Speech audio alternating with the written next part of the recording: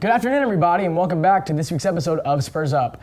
As always, I'm your host, Jack Taylor, alongside Matt Mbaka, and this week we have a bit of a Gamecock football special for you as the Gamecocks are trying to get their season back on track. They came off of a bye week, you could say, as their game was canceled due to the hurricane, and then they even had to fight some weather in this week's game against Vandy. So, Mbaka, tell us a little bit about what you saw against Vandy on Saturday and what you liked about it. Yeah, Jack, it was the way the Gamecock offense came out firing on all cylinders to start the game, and that opening drive led to a touchdown pass, a 38-yard pass from Jake Bentley to Shi Smith. It was a great catch, and it really set the tone for the Gamecock offense that entire game. Yeah, you talked about Shi Smith. He really came into his own this week as Debo was kind of on lockdown. The Vandy defense knew that he's our main receiver, and with Otrey out for a bit of a knee injury, a reoccurring knee injury, Shi was able to kind of break away. He had 5 receptions, over 100 yards, and a touchdown. So it's good to see him coming into his own as a kind of a secondary or maybe even a main receiver once Debo leaves us. Yeah, Shi Smith did have a great game, and he really is coming into his own, like you said. But the Gamecocks also ran the football very well in this game, very effectively. They had over 270 rushing yards on the ground, and all 4 backs got in on the action. Yeah, they had 3 rushing touchdowns, 1 from Rico Dowdle, 1 from Mon Denson, and 1 from Tyson Williams. And I like seeing that because last year that's what we kind of lacked. We didn't really see that utilization of all these different running backs because they all bring something different to the table, especially when they're fresh. Rico is obviously the main back, but Tyson is shifting the backfield in an open space.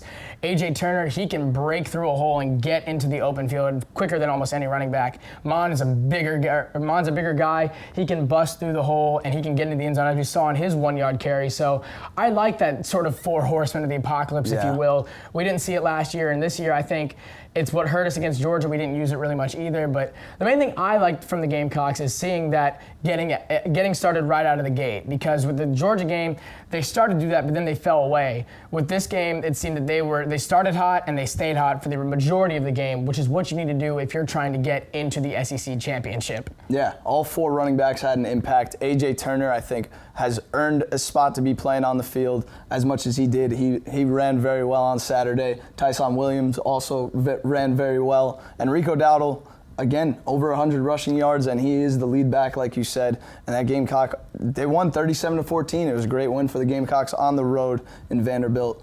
And the weather did have a factor. I think that it was almost like a second halftime in the second half, and that broke up the game a little bit. The defense kind of wore off a little bit. They didn't look as fresh as they should have towards the end of the game, but it was a convincing win for the Gamecocks. And when you talk about the defense, you can't not mention Javon Kinlaw, as he had one of the best performances in the nation. Yes. College football PPF, they gave him a 97.4 out of 100, which was the highest rating of anybody. Yeah. And he was firing on all cylinders. He beat his man on every play. He beat his man on every play. He was in the backfield. He was disrupting the quarterback in the plays, and up until the fourth quarter, where it was a much more serious injury at the time. Yes. It has now seemed that he's not going to be affected for the rest of the season, so that's very good because he has been the kind of anchor on that defensive line all season. Oh yeah, he's definitely the best defensive lineman that the Gamecocks have, and having him healthy is important. He gets after the quarterback for a defensive tackle, and he's in there stuffing the run on each and every play. He had an amazing game on Saturday,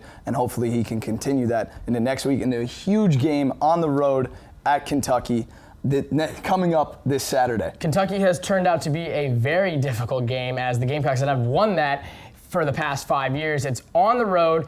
Kentucky is now ranked. Their number, I believe you said 17 in the nation, and they're undefeated. So by no means have they played any powerhouse teams, but they have 2 conference wins, and it's always seemed to be an issue for South Carolina for whatever reason. At home, we saw all the momentum building from the first couple games of the season just killed after the Kentucky game, as Debo went down, a couple linemen went down, and we just ended up losing that game altogether. So I think this is the breaking point for the Gamecocks, and I believe that every game is the most important game for them because the Gamecocks have seemed to be such a different team week in and week out, depending on who they play, depending on how the team has come together in practice. So this could be a huge game for the Gamecocks, as they can either slip into, mediocrity as they might have in years past, or they can bounce ahead, get that big conference win, which they do not have, they have only one of now, and try to get them in the spot to maybe get into the SEC championship game, which is a which would take a miracle to get to, but it's still possible. Yeah, Jack, with 5 straight losses to Kentucky in the past 5 years, this is a huge game on the road. Like you said, it's pivotal because you lose this game, you find yourself sitting at a 500, 2-2 team,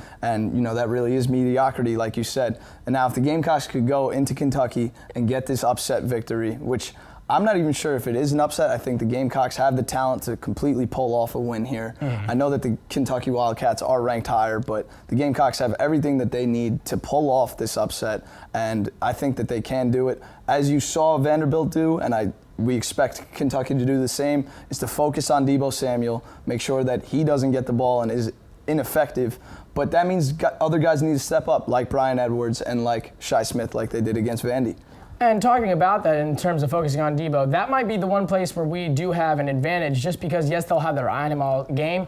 But as far as the last year's game went, we did not have him after the first 5 minutes of the game or so. So maybe him being in the game healthy the whole time might give us a bit of an edge to get past them. You haven't seen Deebo be as explosive as he was last year, but I think it's because teams have his number and they're sitting down in the film room watching his stuff from last year and the couple games he played, knowing what he can do on almost every aspect of the ball. Yeah, everybody knows that Deebo Samuel is one of the best players in the country. He's electric once he gets the football, and defenses focus on that. Defensive coordinators really scheme around him, and they focus their offense on that and their defense. Hopefully the Gamecocks can get the running game going because that was a huge reason why they did win on Saturday. And if they get the running game going again, I do expect an upset from the Gamecocks on Saturday night. And talking about the Marshall game, as it was canceled due to the hurricane, they've been talking about rescheduling that and when they're trying to put it. The best two scenarios they have seen is either the original bye week we were supposed to have, which I believe was October the 20th, our fall break, if I'm not mistaken. And if they were to do that, they would be facing the only other two teams that have a break that week, which is West Virginia and Virginia Tech, two powerhouse, Power 5 conference teams that are both ranked and would be very difficult to take on. The other scenario is December 1st. When we would not have a game, but that's also the SEC championship game, which Muschamp has said he would like to leave that date open to see, hopefully, that the Gamecocks would be playing in the championship that day. Up until this point, I mean, it still is possible. You never know, which is why you can't schedule a game for December 1st. But I'm not sure if we're going to play either West Virginia or Vatech during that bye week, October 20th. Either way, if we did play one of those teams, it would be a great game. Those are two very good teams. Will Greer, the quarterback for West Virginia, is a Heisman candidate and one of the best quarterbacks in the country. And then Virginia Tech lost to Old Dominion. They did lose to Old Dominion, and that was a big upset. But I think that we've seen Virginia Tech on every other game. I believe that was just a trap game for them. I think that they've shown to be a contender in the ACC. I think they've shown themselves to be one of the only teams in the conference that can maybe stop Clemson or maybe even give them a run for their money. Not that that's probably even going to happen, but I think either one of those games would be difficult for South Carolina just because either way, regardless of what you play, that's 10 weeks straight of football.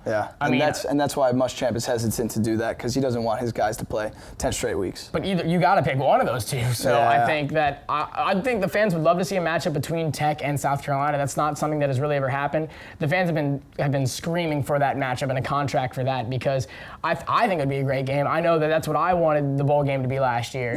Wanted to play that against Tech. In the Belk Bowl, most likely, which I thought would have been a great game. But other than that, I think that either one of those games, because they haven't specified who they would play December 1st, they were talking about maybe App State, but since we already have a contract with them for those two games in the next 2 years, they were kind of hesitant to schedule another game like between them. Like you mentioned, actually looking forward into next season, we do play App State, and next season's schedule came out just a couple days ago. It is a gauntlet, Jack. We can play some of the best teams in the country. It could easily be the hardest schedule in NCAA football. We play the current top 3 teams in the nation right now, hosting Bama the 3rd week of the season, going to Georgia, and then hosting Clemson that last week of the season.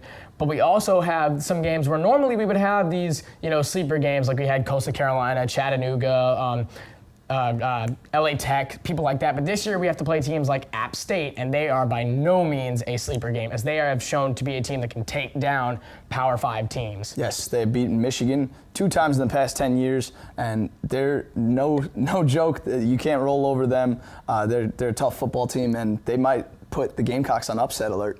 The Gamecocks are always fun to watch. They're always willing to give the fans a heart attack and willing to, have the fans sweating every game. So we're going to look to see what happens this season and what we'll have looking forward to next season. But until next time, South Carolina, Spurs up.